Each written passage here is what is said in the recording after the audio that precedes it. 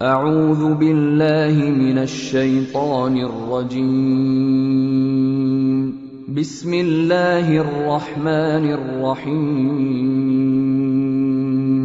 الحمد للہ رب العالمین الرحمن الرحیم مالک یوم الدین إياك نعبد وإياك نستعين اهدنا الصراط المستقيم صراط الذين أنعمت عليهم غير المغضوب عليهم ولا الضالين.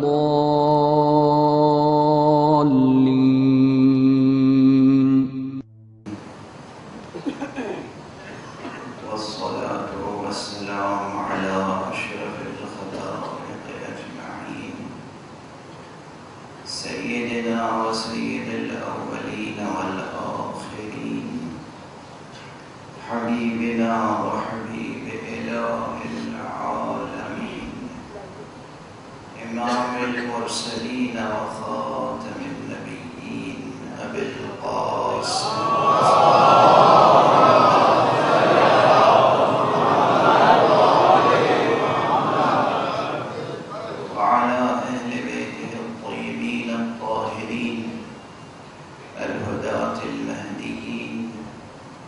المعصومين المظلومين واللعنة الدائمة على أعداء الدين أجمعين. أما بعد فقد قال الله تعالى عز اسمه في محكم كتابه ومتقن خطابه بسم الله الرحمن الرحيم ياسين والقرآن الحكيم إنك لمن المرسلين على صراط مستقيم. صدق الله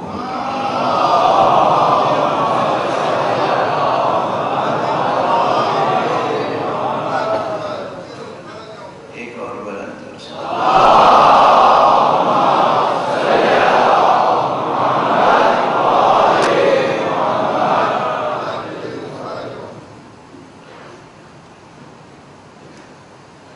برادران ایمانی اور مسلمانان حسینی، کل میں نے گزارش کی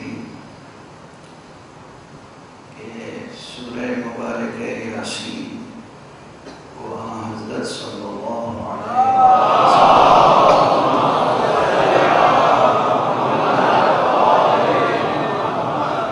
وسلم نے قلب قرآن قرار دیا. یعنی قرآن ایک زندہ وجود ہے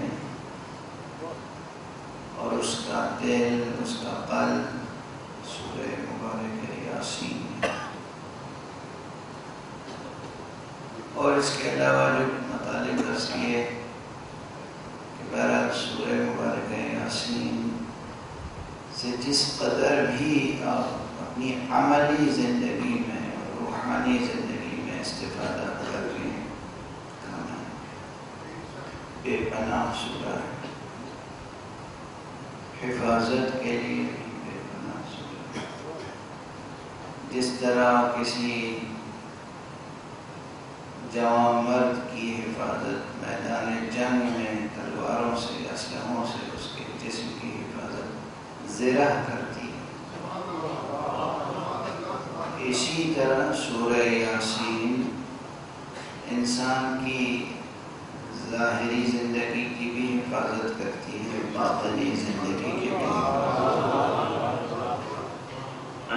انسان کے جسم کی حفاظت بھی کرتی ہے، انسان کی روح کی حفاظت بھی کرتی ہے. یعنی سورہ کے تکوینی اثرات بہت زیادہ ہیں.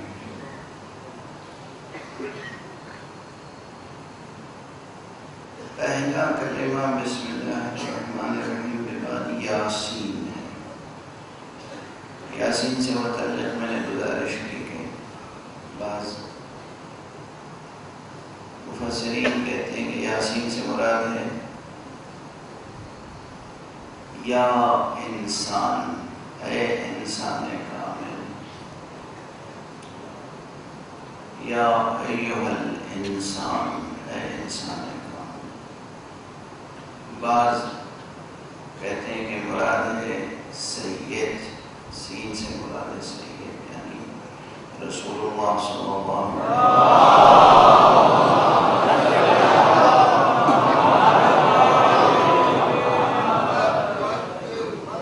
سید خلائق ہیں، سید مرسلین ہیں، سید کائنات ہیں، سید الاولیاء ہیں۔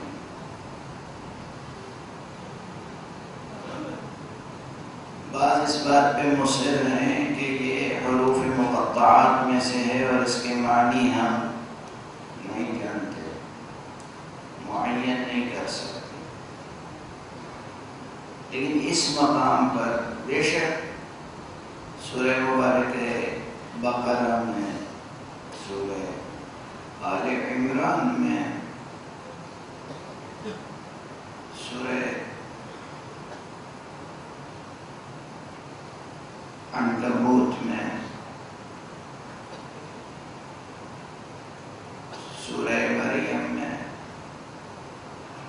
اور دوسرے جو سورے ہیں تقریباً قرآن مجید کے 29 سورے ہیں جن کے شروع میں حروف مقطعات ہیں۔ ان میں سے بیشتر مقامات پر ہماری عقلیں، ہمارا تفکر، ہمارا تدبر کسی نتیجے تک نہیں پہنچ سکتا۔ وہ حروف مقطعات ہیں۔ اللہ سبحانہ و تعالی اور اس کے بندے خاص محمد مصطفیٰ صلی اللہ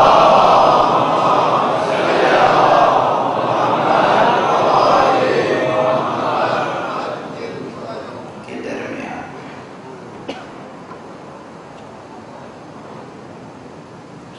وہی جانتے ہیں کہ اس میں کتنے مطالب پوشیدہ ہیں،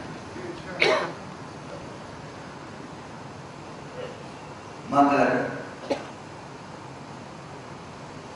بعض باتیں ضرور مفسرین نے نقل فرمائی ہیں، مثلا یہ کہ عربی کے کل 28 حرف ہیں اور ان 28 میں سے جو حروف مقطعات کے طور پر قرآن مجید کے سوروں کے شروع میں آئے ہیں جنہیں فواتح سور کہتے ہیں، وہ صرف 14 ہیں۔ ان 28 میں سے 14 حرف وہ ہیں جو حروف مقطعات کی شکل میں سوروں کی ابتدا میں آئے ہیں،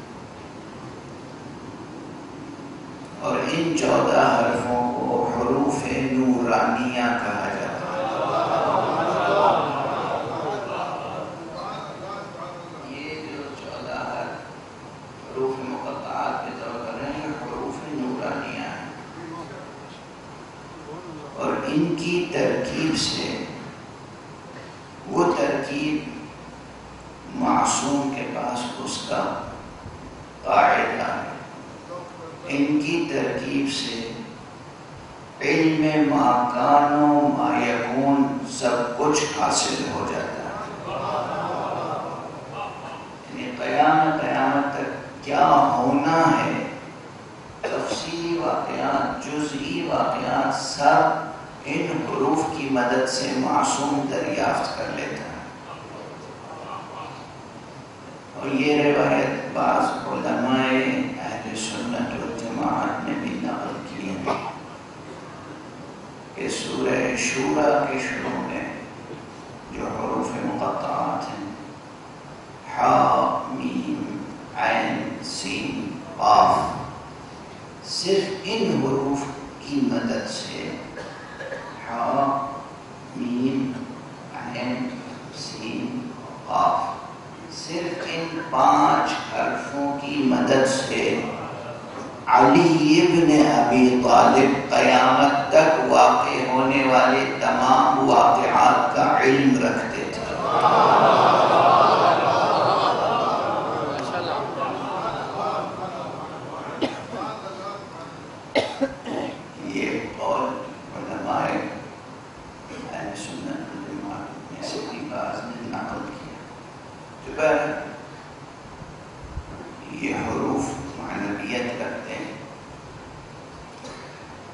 لیکن سورہ مبارک ہے طٰہٰ اور سورہ مبارک ہے یاسین، ان دونوں سوروں میں طٰہٰ بھی لقب مبارک حضرت خاتم ہے اور یاسین بھی لقب مبارک حضرت خاتم علیہ السلام۔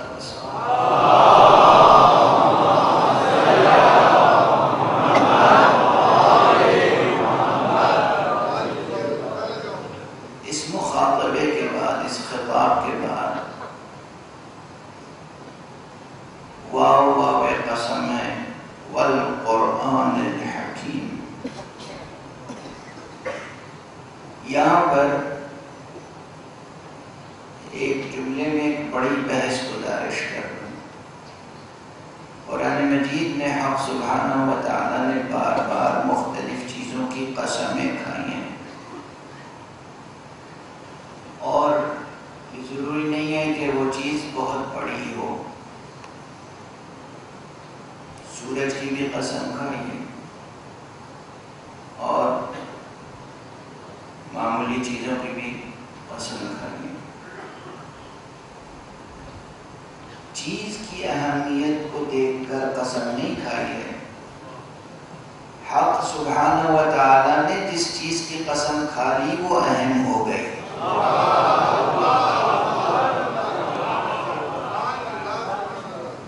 یہ نہیں کہ چیز اہم تھی تو قسم کھا لی، قسم کھا لی تو اہم ہو گئی۔ جس چیز کی قسم کھا لی وہ قابل غور ہو گئی، قابل توجہ ہو گئی، قابل التفات ہو گئی۔ اب ہمیں ٹھہر کے سوچنا پڑے گا کہ یہاں کیوں قسم کھائی۔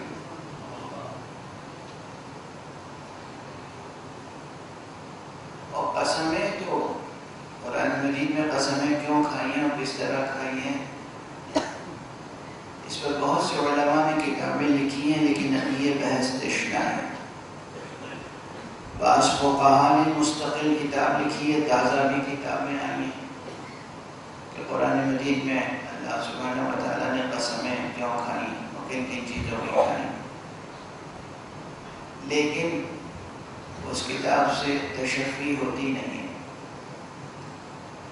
اس لیے کہ پہلی بات یہ ہے کہ قسم کا جو فقہی تصور ہے، جو قانونی تصور ہے وہ الگ ہے، اور قسم کا جو ادبی یا بلاغی تصور ہے وہ الگ ہے۔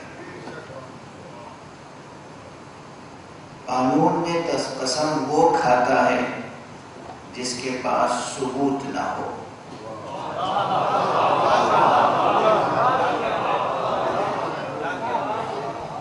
عدالت میں کوئی مقدمہ پیش ہو، مدعی کے پاس ثبوت نہ ہو تو کہا جاتا ہے اچھا ثبوت نہیں ہے تو قسم کھا لیجیے۔ تو قسم وہ کھاتا ہے کہ اس کے پاس ثبوت نہ ہو۔ حق سبحانہ و تعالیٰ کا نہ کسی عدالت میں مقدمہ ہے اور نہ ایسا ہے کہ وہ بے ثبوت ہے۔ اس لیے یہ قانونی کانسیپٹ، یہ قانونی ڈیفینیشن، یہ قانونی تصور قسم کا یہاں اطلاق ہی نہیں ہوتا ہے۔ جیسے جن حضرات نے یہ بحثیں کی ہیں وہ بحثیں سرے سے بے محل ہیں۔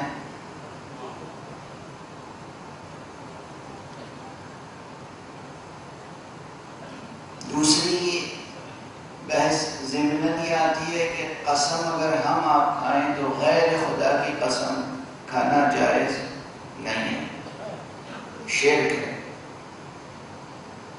جائز نہیں، درست ہے۔ لیکن اگر قانونی قسم ہو تو صرف خدا کی قسم کھائی جائے گی،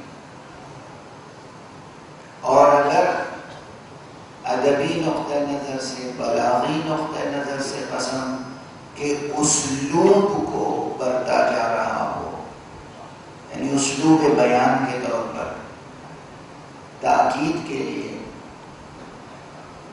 اسلوب کو پرشکوہ اور پر اثر بنانے کے لیے، تاکہ سامع یا قاری غور کرنے پر مجبور ہو، تو یہاں نہ کوئی قاضی ہے، نہ حاکم ہے، نہ وکیل ہے، نہ محامی ہے، نہ مدعی ہے، نہ مدعا ہے۔ ایک بیان کرنے والا ایک حقیقت کو بیان کر رہا ہے اور چاہتا ہے کہ تمام سامعین اور قارئین اس حقیقت کی طرف متوجہ ہو جائیں۔ یہ ہے قسم کا ادبی تصور، یہ ہے قسم کا بلاغی تصور۔ ادب و بلاغت میں قسم کا اسلوب الگ ہی معنویت رکھتا ہے۔ مثلا کوئی شخص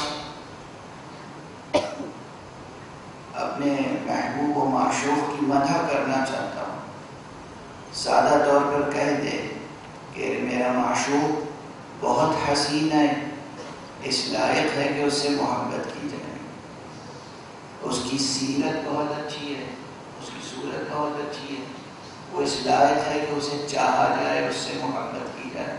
یہ سادہ سا بیان سب سن لیں گے، اثر کچھ نہیں ہوگا۔ لیکن اگر وہ قسم کھانا شروع کرے کہ سورج کی قسم اور اس کی روشنی کی قسم، چاند کی قسم اور اس کی چاندنی کی قسم، گلاب کی قسم اور اس کی خوشبو کی قسم، سبزے کی قسم، تازہ رویدہ سبززار کی قسم اور اس کی طراوت کی قسم، پہاڑوں کی قسم اور ان کی سر بفلک بلندیوں کی قسم اور ان کی ہیبتوں کی قسم، آبشاروں کی قسم اور ان کے بہاؤ کی قسم، دریاؤں کی قسم اور ان کی اٹھتی ہوئی موجوں کی قسم، صحراؤں کی قسم اور ان کے ایک ایک ذرے کی قسم۔ میرے معشوق میں کائنات کا حسن سمٹا ہوا ہے اور کوئی خیر ایسا نہیں ہے جو اس میں نہ ہو، اور کوئی حسن کا پہلو ایسا نہیں ہے جو اس میں نہ ہو۔ اب اس طرح کی عبارت سننے کے بعد انسان مجبور ہوتا ہے کہ اس محبوب و ممدوح و معشوق کی معرفت حاصل کرے۔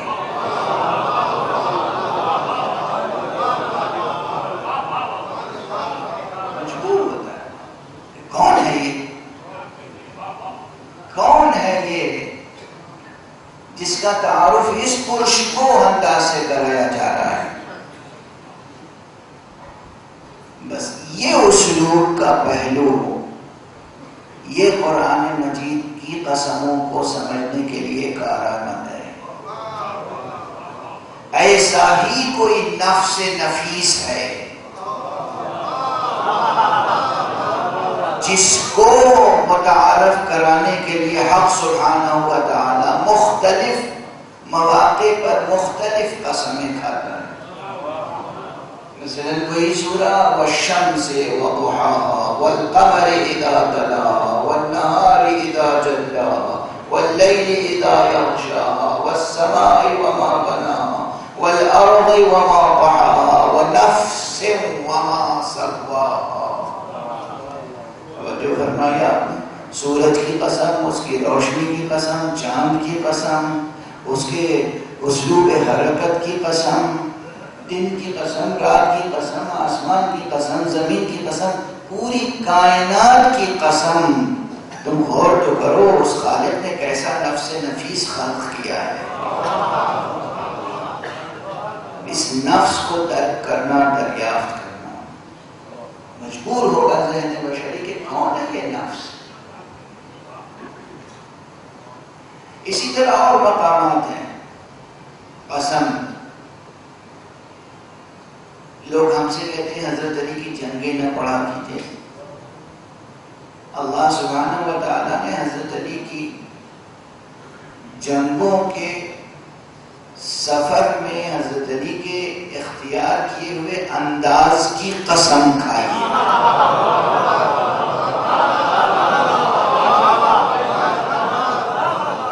یعنی قرآن مجید میں حضرت علی کی کیا رزمیہ قصیدہ بھی موجود ہے، بزمیہ قصیدہ بھی موجود ہے۔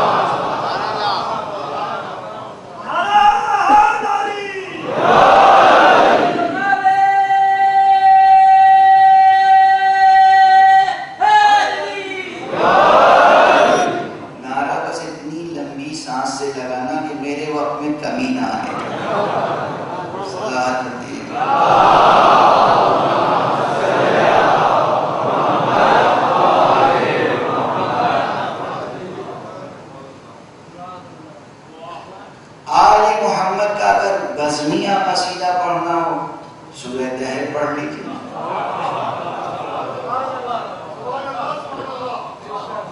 سورہ طہر رزمیہ قصیدہ. رزمیہ قصیدہ پڑھنا سورہ والعادیات پڑھنا.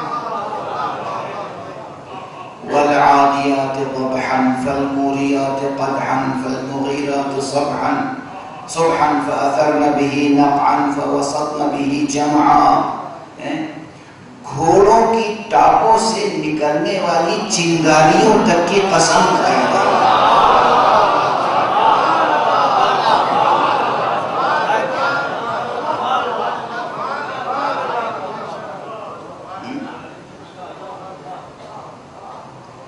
امیر المومنین علیہ السلام اگر کسی گھوڑے پر سوار ہو جائیں اور اسے میدان جنگ میں دوڑائیں تو اس گھوڑے کی ٹاپ سے نکلنے والی چنگاری بھی ایسی ہوتی ہے کہ خدا قسم کھائے. جب جہاد کی راہ میں دوڑنے والے گھوڑے کی نال سے اور پتھر سے ٹکرانے کے نتیجے میں نکلنے والی چنگاریاں اتنی اہم ہو جائیں کہ اس کی قسم کھائی جائے تو علی کی ایک ضربت کا کیا عمل.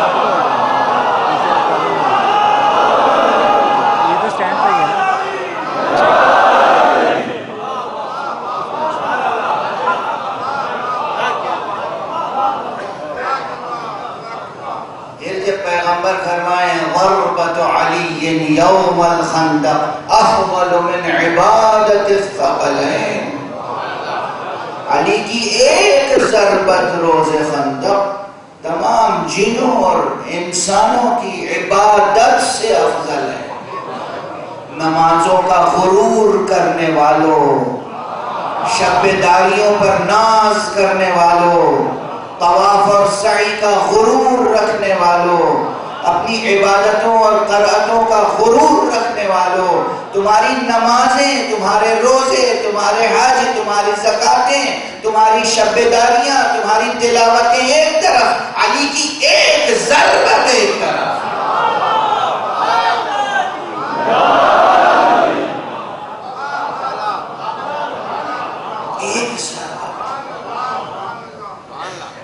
جس کی ایک ضربت اتنی اہم ہو کہ عبادت ثقلین سے افضل ہو، اس ذات کے مقابلے میں کوئی ٹھہر سکتا ہے؟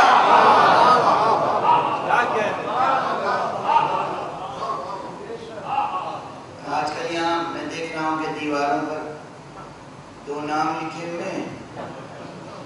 ایک مولا امیر المومنین علی بن ابی طالب کا نام ہے اور ایک کسی منافق کا نام ہے.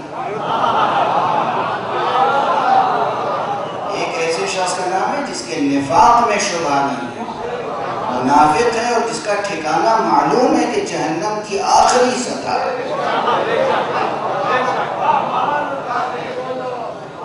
فی الدرک الاسفل من النار.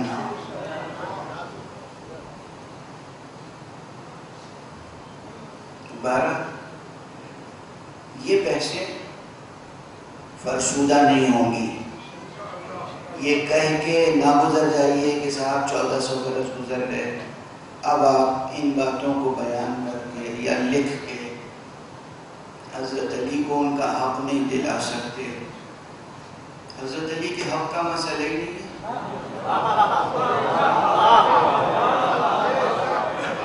حضرت علی آپ سے اپنا حق نہیں مانگ رہے ہیں، نہ ہم حضرت علی کو حق دلانے کی کوئی کوشش کر رہے ہیں. ہم کیا کہ انہیں حق دلائیں، وہ خود حق ہیں، حق ان سے جدا ہی نہیں.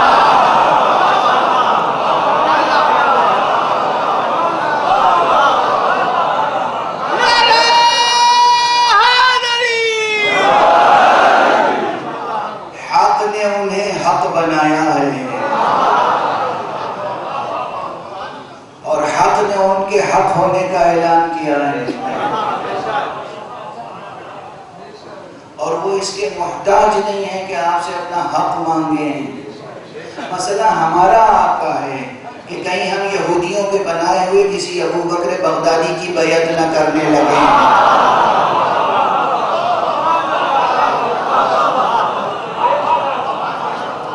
غدیر کو مسلسل پڑھتے رہنا اس لیے ضروری ہے کہ قیامت تک انسانوں کو رہبروں کی ضرورت ہوگی، حاکموں کی ضرورت ہوگی، امیروں کی ضرورت ہوگی، والیوں کی ضرورت ہوگی، گورنروں کی ضرورت ہوگی۔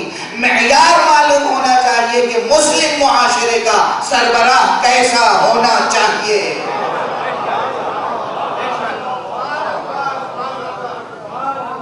معیار معلوم ہونا چاہیے۔ کبھی کبھی ہمارے جوان بھی متاثر ہو کے کہتے ہیں مولانا یہ پرانی بحثیں، یہ پڑھنے سے کیا فائدہ؟ دیکھیے کیا فائدہ۔ شیعوں میں ہمیشہ غدیر کا بیان ہوتا رہا تو 1400 برس کی تاریخ گواہ ہے، کوئی جھوٹا امیر المومنین پیدا نہیں ہوا۔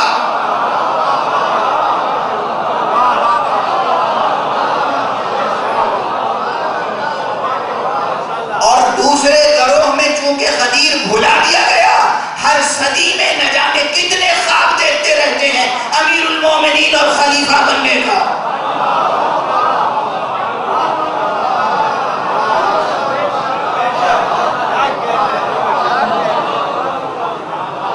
فائدہ ہے یا نہیں؟ فائدہ، زندہ فائدہ، تاریخ کا فائدہ۔ 1400 برس کی شیعوں کی تاریخ میں کوئی ایک پیدا ہوا جس نے جھوٹا امیر المومنین کا لقب اختیار کیا ہو، کوئی ایک پیدا ہوا جس نے خلیفہ ہونے کا دعویٰ کیا ہو، کوئی ایک پیدا ہوا جس نے منبر پہ آ کے سلونی کا دعویٰ کیا ہو۔ علی کے فضائل بیان کرتے رہنا اس لیے ضروری ہے تاکہ کائنات اپنی حد میں رہے۔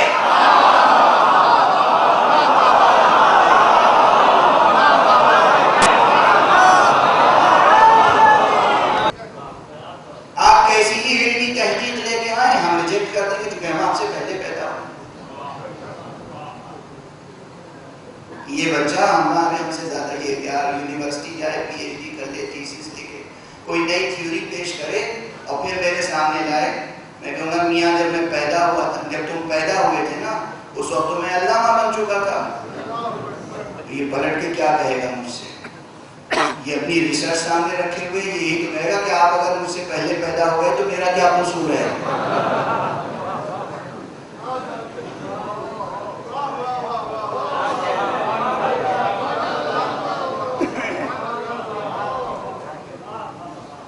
یہ ہمارا معاشرہ ہے، انا پرستی، میں انا والا ہے، میں اپنے علاوہ کسی کو دیکھنا نہیں چاہتا۔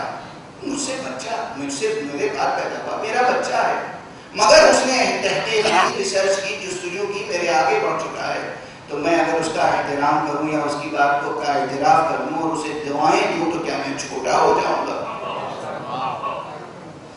اس معاشرے میں کوئی بڑا کیسے ہو سکتا ہے جہاں چھوٹے ہونے اور بڑا ہونے کا معیار ہی مسخ ہو چکا ہو؟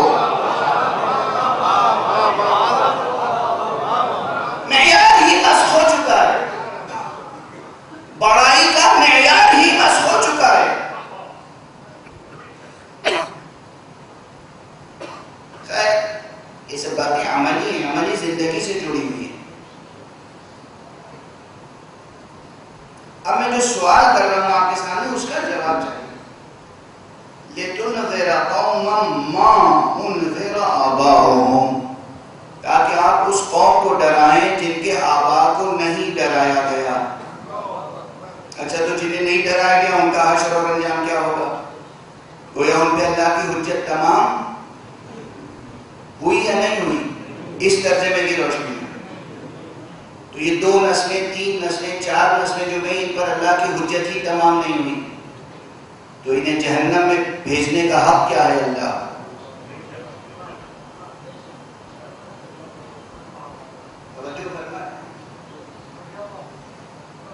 اللہ کا کوئی نبی نہیں آیا، کوئی رسول نہیں آیا، کوئی پیغامبر نہیں آیا، کوئی وصی نہیں آیا، کوئی ڈرانے والا نہیں آیا، اگر اس مفہوم میں لیا جائے کہ ان کے بزرگوں کو نہیں ڈرایا گیا، مَا أُنذِرَ آبَاؤُهُمْ، نہیں ڈرایا گیا ان کے آباء کو، فَهُمْ غَافِلُونَ، اور یہ غافل ہیں، تو اور آباء و اجداد کو ڈرایا نہیں کیا اور یہ غافل ہیں،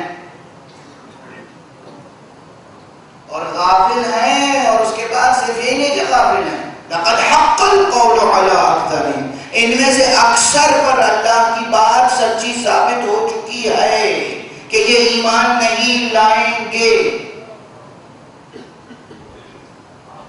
درست ہے یہ ترجمہ؟ جب موجود ہے گنجائش عربی گرامر میں، عربی نحو میں، تفسیر میں موجود ہے گنجائش، اسے یوں بھی تو کہہ سکتے ہیں تنزیل العزیز الرحیم، اس عزیز رحیم کی طرف سے جو اتارا گیا ہے. لِتُنذِرَ قَوْمًا، تاکہ اس قوم کو آپ ڈرائیں، مَا أُنذِرَ آبَاؤُهُمْ، جس بات سے ان کے بزرگوں کو ڈرایا گیا تھا اسی بات سے انہیں ڈرائیں.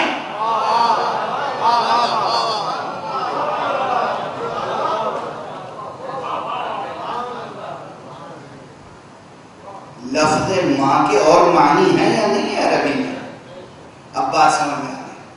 بزرگوں کو ڈرایا گیا تھا، ان کو بھی ڈرائیں، اس لیے کہ یہ غافل ہیں، یہ غافل ہیں، انہیں ڈرائیں. لیکن ہم آپ کو بتا دیتے ہیں کہ ان کے بزرگوں کا بھی یہی حال تھا اور ان کا بھی یہ حال ہے کہ آپ لاکھ ڈرائیں مگر یہ ایمان نہیں لائیں گے. جب آپ کی شوکت دیکھیں گے، جب آپ کی شان دیکھیں گے، جب آپ کی فوج دیکھیں گے، آپ کی سپاہ دیکھیں گے، جب مکے میں آپ کا داخلہ دیکھیں گے، جب فتح مکہ کا لمحہ آئے گا تو ان میں سے اکثر کلمہ تو پڑھ لیں گے مگر ایمان نہیں لائیں گے.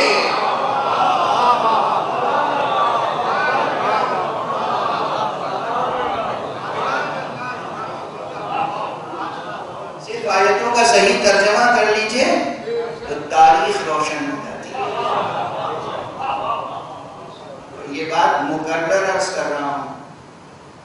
عشرہ اولیٰ میں نے کسی مجلس میں اشارہ کیا تھا اور پھر ایک اور مجلس میں 6 میں نے اشارہ کیا، بلکہ بہت تفصیل سے گزارش کی، اور پھر یہاں پر بحث کا تقاضا ہے کہ درمیان میں بات آ گئی ہے تو گزارش کروں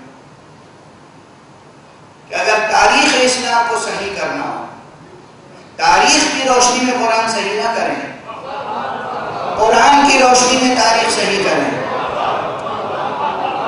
جب قرآن کہہ رہا ہے کہ لَقَدْ حَقَّ الْقَوْلُ عَلَىٰ أَكْثَرِهِمْ، ان میں سے اکثر پر اللہ کا قول سچا ثابت ہو چکا، یہ ایمان نہیں لائیں گے. فَهُمْ لَا يُؤْمِنُونَ، لا يُؤْمِنُونَ، ایمان نہیں لائیں گے. تو کسی مورخ کو کہاں سے جواز پیدا ہوتا ہے یہ کہنے کا کہ سب کے سب ایمان لے آئے؟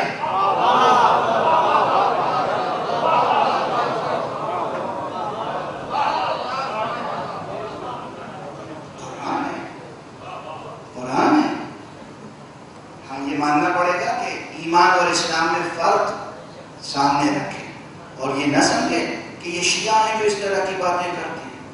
شیعہ ہیں جو کہتے ہیں کہ اشہد ان لا الہ الا اللہ و اشہد ان محمد رسول اللہ کہنے والا مسلمان ہے اور اشہد ان علی اللہ کا اضافہ کرنے والا مومن ہے. یہ ہماری بنائی ہوئی اصطلاح نہیں ہے، ہم نے ایسے ہی قرآن اور رسول سے سیکھا. ہم نے قرآن اور حدیث سے یہی بات سیکھی، سمجھی، ہمارے سامنے کی حقیقت آئی.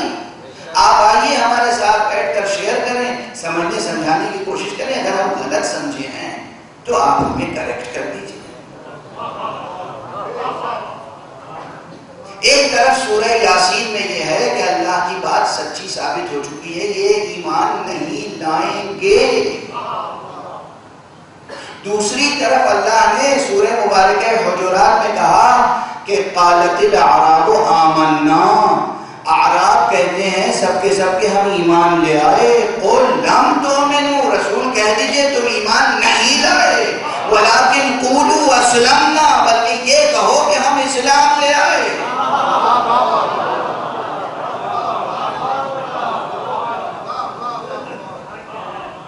اور جب خود قرآن یہ کہہ دے، قرآن یہ کہہ دے تو اب قرآن کی آیت کو ہم پس پشت ڈال دیں، نظر انداز کر دیں، تاکہ قرآن فریاد کرتا رہے کہ پروردگار اس قوم نے ہمیں تنہا چھوڑ دیا تھا. قرآن کی آیتوں کو سامنے رکھنا فرض ہے یا نہیں؟ یہ دونوں آیتیں جب سامنے رہیں گی تو جتنی بڑی بھی تعداد سامنے آئے گی اسلام لانے والوں کی، ہر چہرے کو غور سے دیکھنا پڑے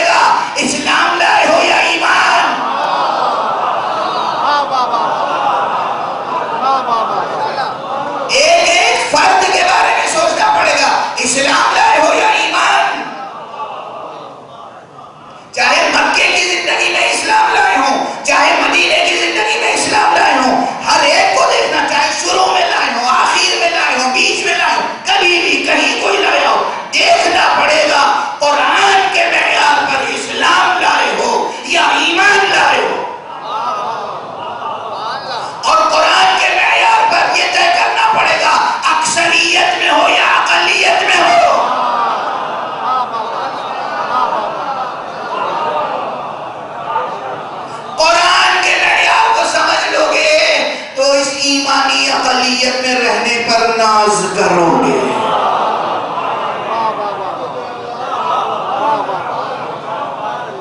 قرآن کس پر ناز کریں؟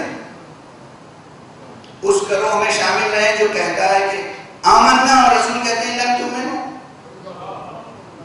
ایک کثرت ہے جو کہتی ہے ہم ایمان لائے اور رسول کو اللہ کہہ رہا ہے کہہ دیجئے ایمان نہیں لائے. اس کثرت کا فرد ہونا باعث فخر ہے.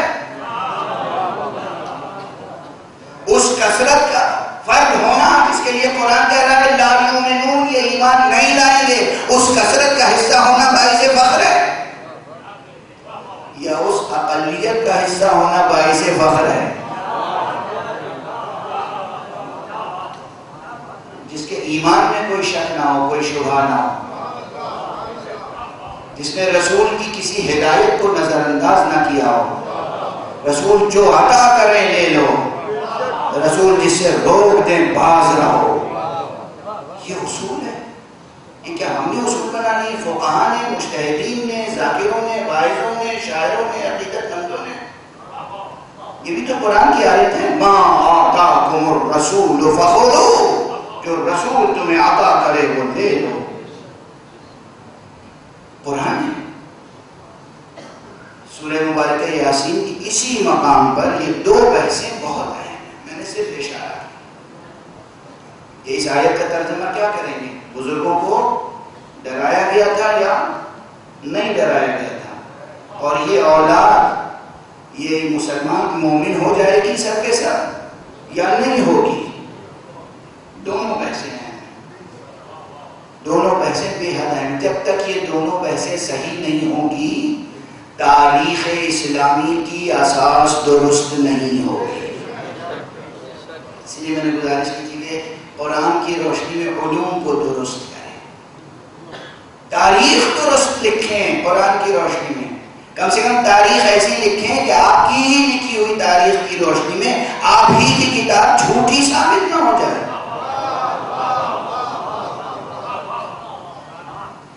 آج کوئی عیسائی آئے، عیسائیوں کو بھی مناظرے کا بہت شوق پیدا ہو گیا ہے آج، اور وہ کہتے ہو یہ قرآن پورا کا پورا اللہ کی طرف سے نازل ہوا ہے. تم کہتے ہو جی، جواب کیا ہے؟ جی. تم کہتے ہو کہ اس میں جو کچھ ہے دو تختیوں کے درمیان سچ ہے، یہ جو خبر دیتا ہے سچی ہوتی ہے. جی. تم کہتے ہو کہ سب مسلمان ہو گئے تھے مکے والے. جی. قرآن کہتا ہے یہ مومن نہیں ہوں گے، تو قرآن جھوٹا ہے. اعتراض ہے. قرآن خبر دے رہا ہے کہ یہ ایمان نہیں لائیں گے. اکثر کا مطلب یہ کہ کم سے کم 50% سے زیادہ.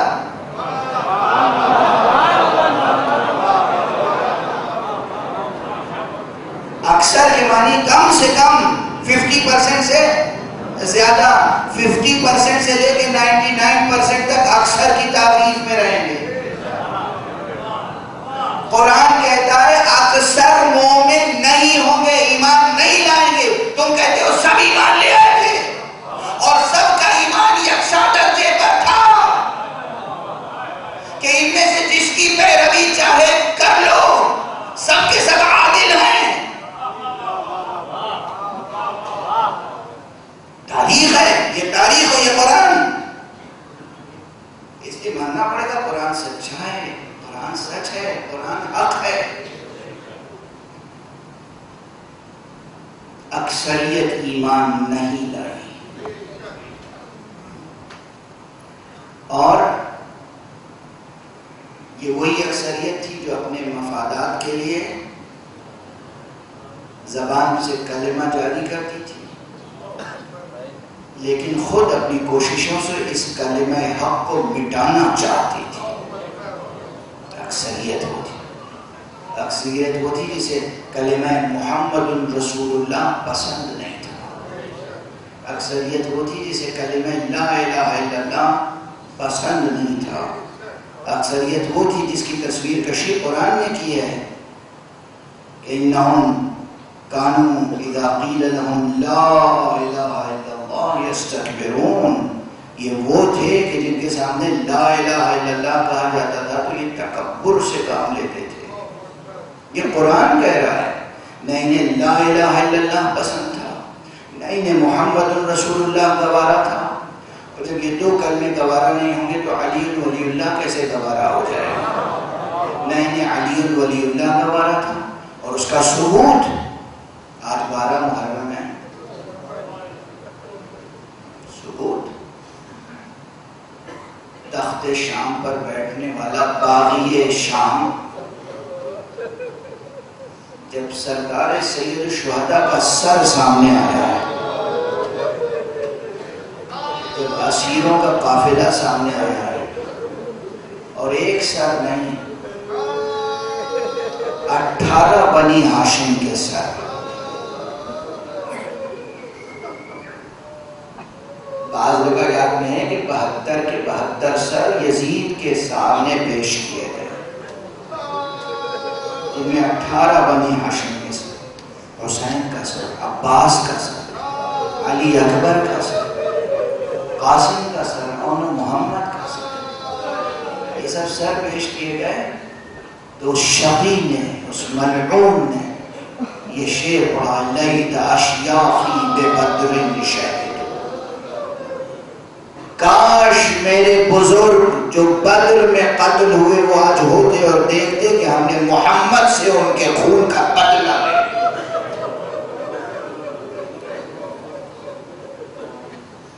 یہ چیز بار بار یاد نہ دلائی جائے مسلمانوں کو، دہرائی نہ جائے تو تاریخ مسخ ہو جائے گی۔ اصل وحی پہ جس کا ایمان نہ، جو یہ کہتا ہو کہ لعبت بنو ہاشم بالملک فلا ملک جاء ولا وحی نزل، بنو ہاشم نے تو اقتدار قائم کرنے کے لیے، اپنی حکومت سازی کے لیے ایک ڈھونگ رچا تھا، ورنہ نہ کوئی وحی نازل ہوئی تھی، نہ کوئی فرشتہ آیا تھا، نہ جبرائیل علیہ السلام آئے تھے، نہ قرآن نازل ہوا تھا۔ یہ اعلان ہو رہا ہے، اور جو یہ اعلان کر رہا ہے اس کو آج کے مسلمان علماء ڈیفینڈ کر رہے ہیں کہ وہ بہت اچھا حکمراں تھا اور مسلمان تھا، اور اسے بھی سیدنا اور رضی اللہ تعالیٰ عنہ یا رحمت اللہ تعالیٰ علیہ کہنا چاہیے۔ کوئی بھی ہو ان میں سے، بعض ایسے بھی ہیں کہ ان کے ناموں کے ساتھ سید لگا ہوا ہے اور اس کے باوجود یزید کی حمایت کرتے ہیں۔ ایسے ہی سادات کے لیے سورہ تبت نازل ہوا ہے،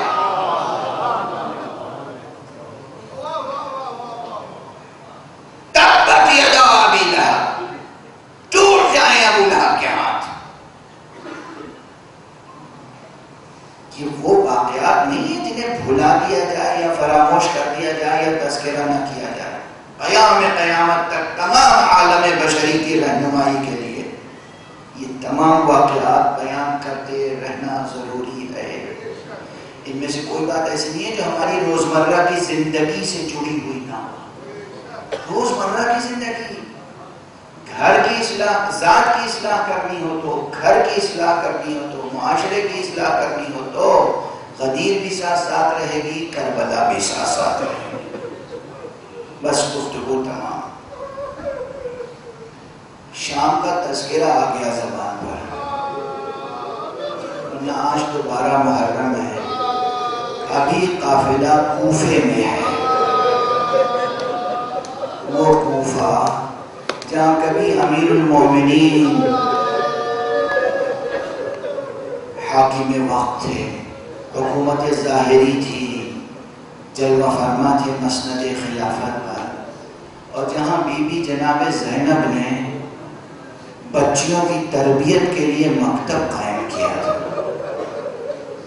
زینب معلمہ ہیں، زینب تعلیم دیتی تھی قرآن کی، زینب تعلیم دیتی تھی فقہ کی، احکام کی، کوفے کی خواتین کی تربیت کی ہے بی بی جناب زینب نے۔ اسی لیے جب کربلا سے چلی ہیں اور کوفے میں داخلے کا مرحلہ آیا تو بی بی جناب زینب نے امام سجاد سے کہا، بیٹا ان سے میری طرف سے ایک خواہش کرو، کاش یہ سن لیں اور پوری کریں، ہمیں ایسی جگہ ٹھہرانا کہ کوفے کی کوئی عورت ہم سے ملاقات کو نہ آئے.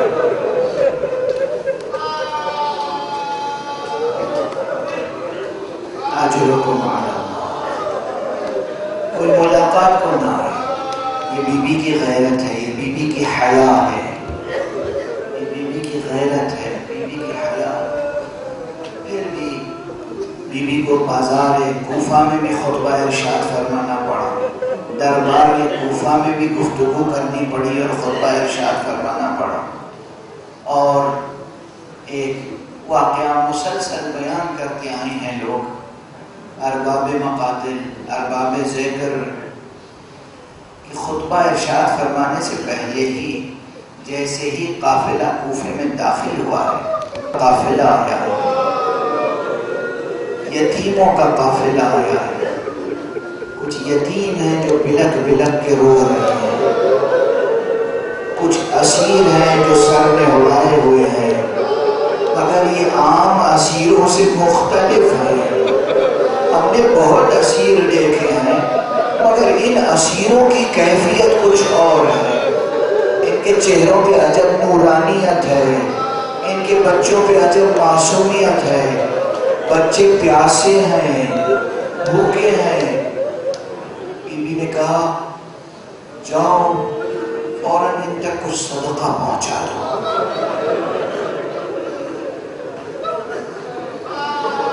کنیزیں گائیں اور پھر کنیزوں نے واپس آ کے کہا یہ عجب اسیر ہیں، یہ کہتے ہیں صدقہ ہم پر حرام.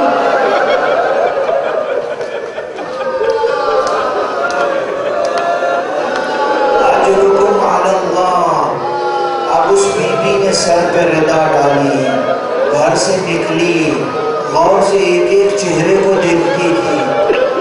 ایک ناقے کے پاس آ کے رکی، ایک معظمہ کو دیکھا، کہا تم کون ہو، کس خاندان کے ہو، کس شہر کے ہو، کس نے تمہیں اسیر کیا ہے. یہ بچے پیاسے معلوم ہوتے ہیں. معظمہ کی آغوش میں آگے ایک بچی بیٹھی ہوئی تھی، 4 سال کی بچی، 3.5 4 سال کی بچی، سوکھے ہوئے ہونٹ. اس معظمہ نے خرما اور پانی کا کاسہ آگے بڑھایا، کہا بچی پانی پی لے، خرما کھا لے. پھر پوچھنے والے نے پوچھا یہ صدقہ تو نہیں ہے؟ یہ بیوی تڑپ گئی، نہیں صدقہ نہیں، میں ہدیہ لے کر آئی ہوں، مگر میری خواہش یہ ہے کہ بچی پانی پی کر ہمارے بچوں کے لیے دعا کر دے. بیوی نے کہا کہ بیٹی رک جا، پہلے اس کے لیے دعائیں کر دے پھر پانی پینا. اللہ اکبر، اللہ اکبر. کہتے ہیں کہ اب اس بچی نے، اس خاتون نے 2 فقرے کہے ہیں. کیا فقرے ہیں؟ اکثر ارباب تذکرہ نقل کرتے ہیں، میں بھی نقل کر رہا ہوں، مگر سوچیے صرف یہ التماس دعا سن کر بچی کا کلیجہ کیسا پھٹ گیا ہوگا. جب بی بی نے کہا ہوگا کہ دعا کرو جیسے تم اسیر ہوئے ہو، ہمارے بچے کبھی اسیر نہ ہو.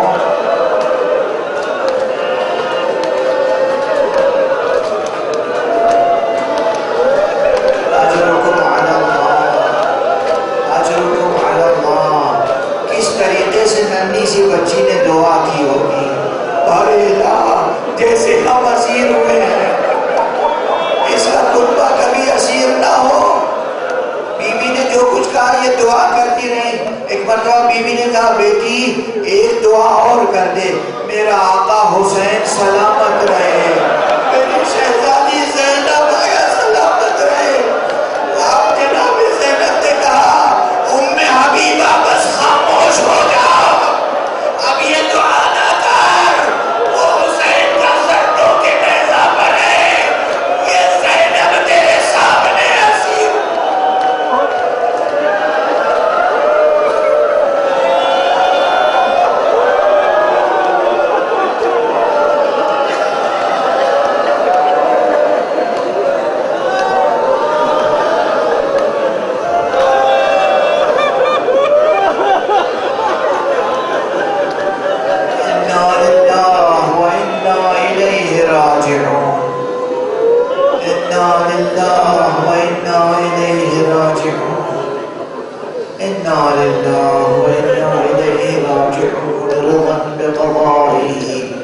تسلیما لامرہ، پروردگار تجھے واسطہ ہے شہداء کربلا کا، معبود تجھے واسطہ ہے سید الشہداء ابو عبداللہ الحسین کا اور ان کے اہل بیت کا، تمام عالم بشری کو ہدایت اور امن و عافیت کی زندگی نصیب فرما۔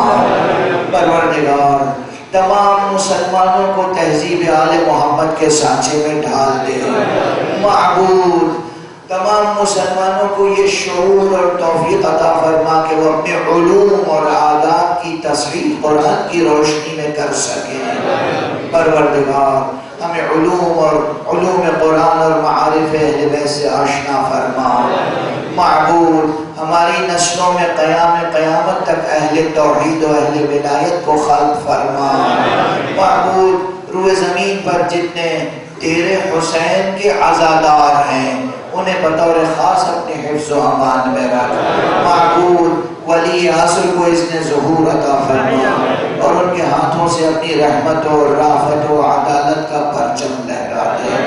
ایک مرتبہ سورہ حمد اور 3 مرتبہ سورہ اخلاص کی تلاوت فرما کر مرحوم ڈاکٹر رضا جعفری اور ان کے آباء و اجداد کو اور تمام اپنے حاضرین کے مرحومین کو اور میرے والد مرحوم حجت الاسلام مولانا سید صدق حسن رضوی کو بھی اپنی دعاؤں میں شامل فرمائے۔